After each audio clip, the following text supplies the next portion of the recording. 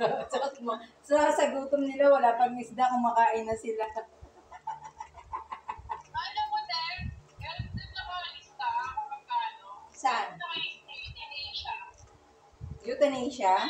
Magkano? 2,000. 5,000? Euthanasia? Patayin lang? Grabe. Wawa naman. Yung isa, gutom na rin, no?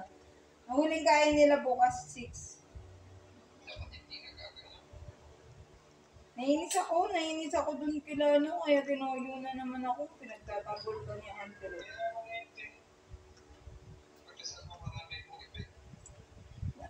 Okay lang naman, marami pa naman, kaya lang nabibwisit ako sa kanila, pati kay Maiko, hindi pinapansin yung message